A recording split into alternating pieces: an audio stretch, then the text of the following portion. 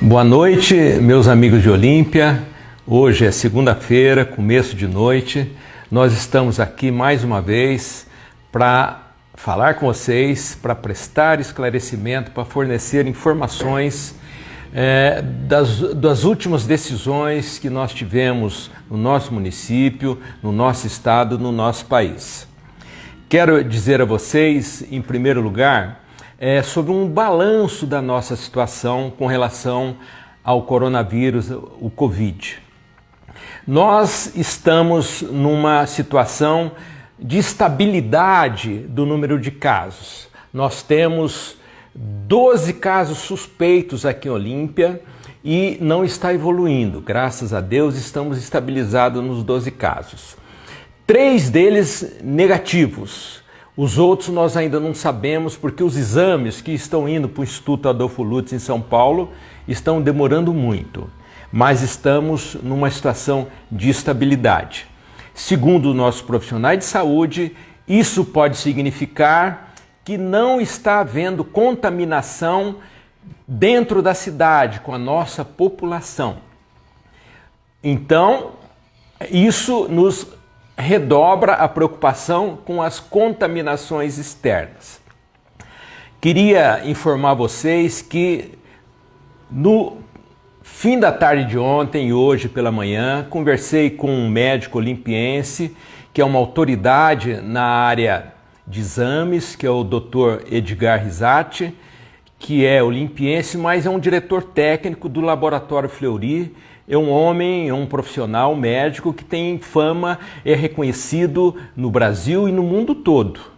Ele fez uma análise para nós e nos tranquilizou com relação às medidas que os nossos profissionais, que a nossa Secretaria da Saúde, que a nossa Santa Casa tomou para preparar a nossa cidade. Então, em número de leitos que nós temos, em número de leitos de UTI, em número de respiradores, ele fez uma checagem nesses números e nos deu segurança que nós estamos preparados com relação às nossas instalações. Ele ainda irá continuar nos ajudando para a gente conseguir comprar testes rápidos e outras coisas, mas desde já a gente agradece o tempo dele e nos dá essa confirmação que nós estamos no caminho certo. Ele me passou uma nomenclatura, uma metodologia sobre a previsão de casos que está sendo utilizados pelo governo federal. Nessa análise que ele nos passa, nós poderemos concluir que, em Olímpia, se nós tivermos sucesso, nós deveremos ter algo como cerca de 500 pessoas infectadas, que isso ao longo de um ano, e poderemos ter cerca de 100 pessoas precisando de internação e apenas 6 pessoas utilizarão UTI. E óbitos possíveis de 3 a 4 óbitos. Isso é o melhor cenário pela metodologia do governo federal que está sendo utilizado por esses médicos que estão acompanhando o Ministério da Saúde.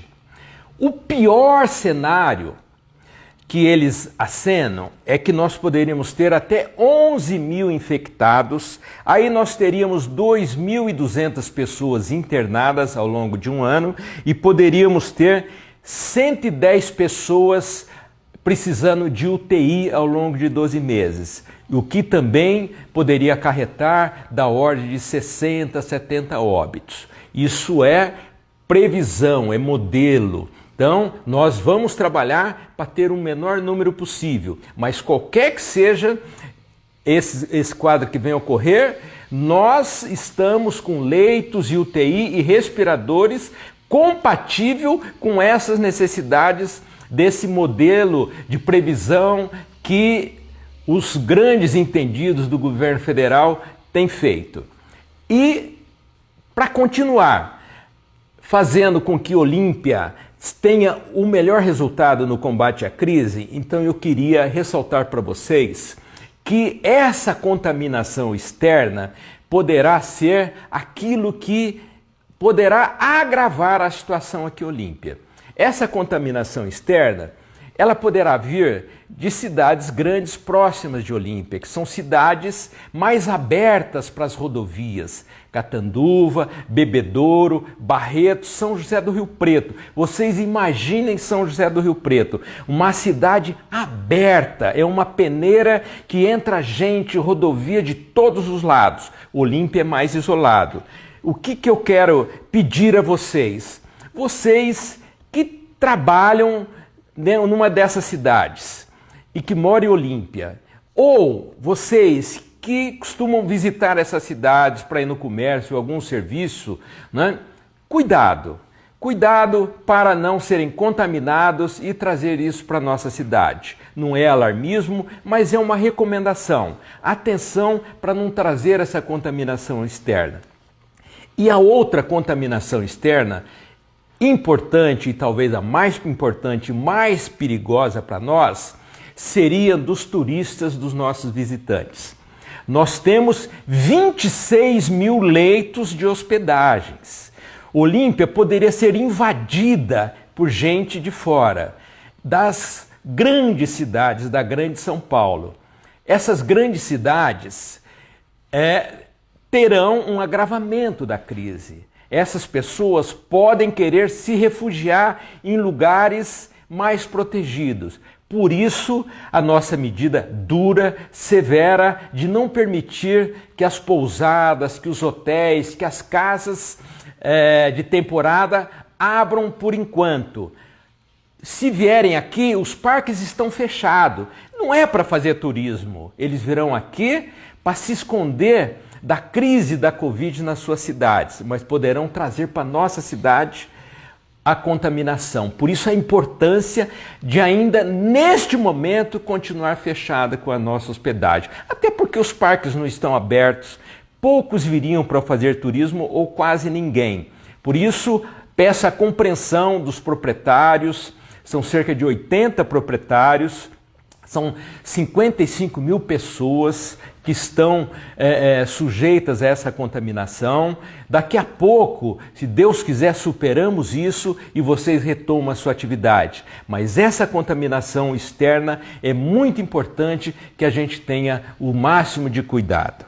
Gostaria de dizer a vocês das nossas atividades econômicas.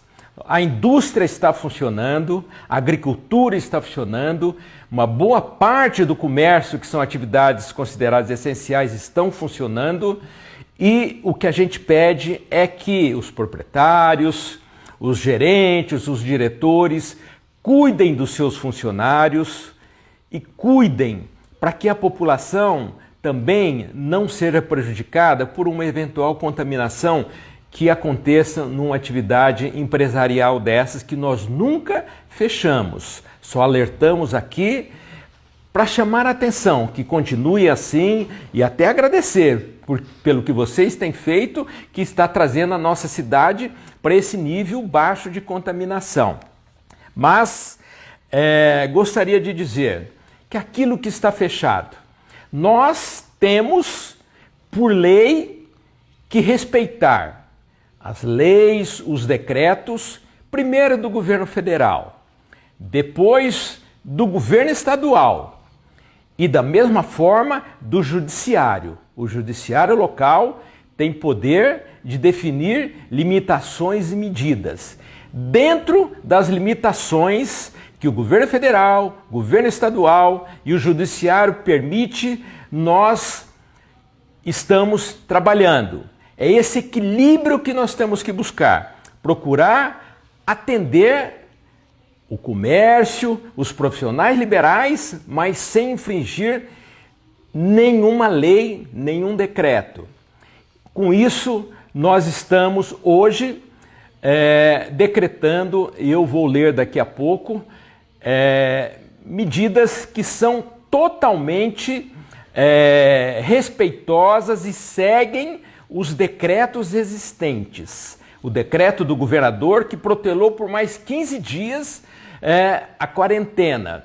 E o governador, ele define lá quais são as atividades permitidas, quais são as atividades proibidas de abrir e quais são as atividades que estão no meio termo. O que é esse meio termo? O governo do estado, em seu decreto, permite o que nós consultamos o secretário de Desenvolvimento, o nosso vice-governador Rodrigo Garcia, e eles nos interpretaram o decreto, dizendo o seguinte, que é aberto de portas fechadas. Com isso, nós vamos sim, com o novo decreto, permitir o que eles falam que é o delivery e o drive-thru.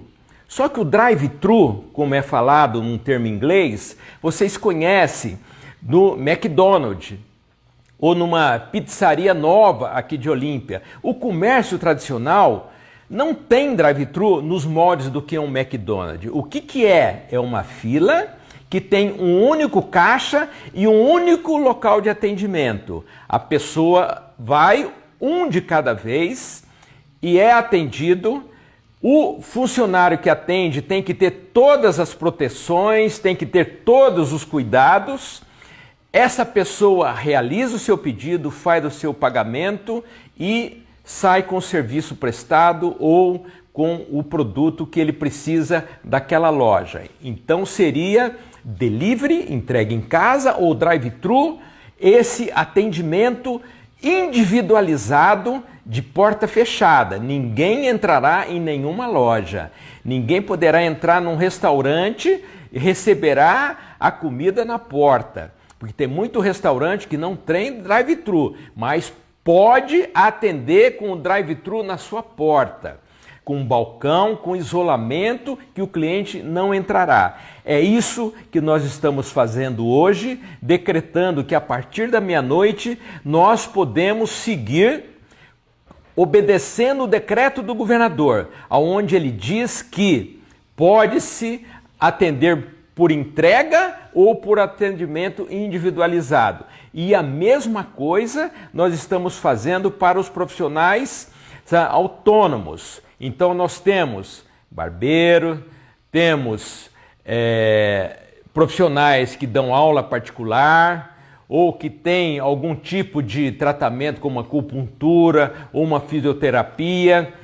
Nós discutimos muito. Eu acabei de ter uma reunião com os prefeitos da região de Barretos. O governador autorizou e nós, então, em conjunto dos municípios, estaremos autorizando o atendimento de uma única pessoa de cada vez, as portas fechadas e agendado.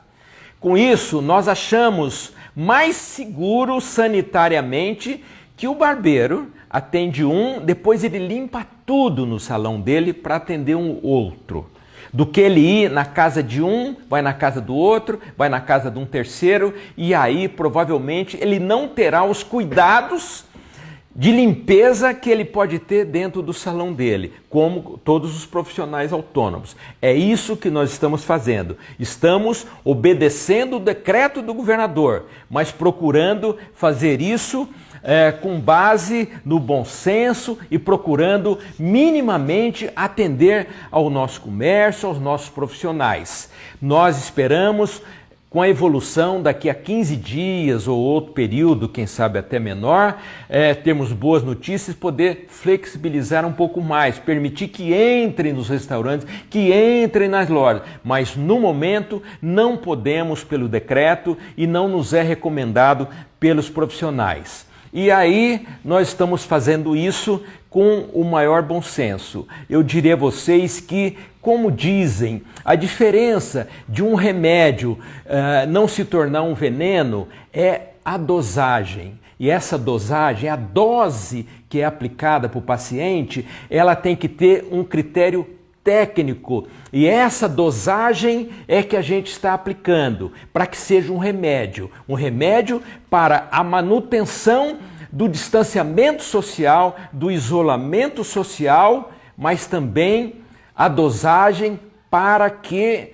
tenhamos o comércio, as empresas, os autônomos também trabalhando com a responsabilidade de cada um, mas trabalhando e produzindo economicamente aquilo que ele precisa para o seu sustento. Muito obrigado por tudo que vocês têm feito e continuaremos aqui na Prefeitura pensando, trabalhando e ouvindo para atender vocês e preservar a saúde da nossa população. Muito obrigado.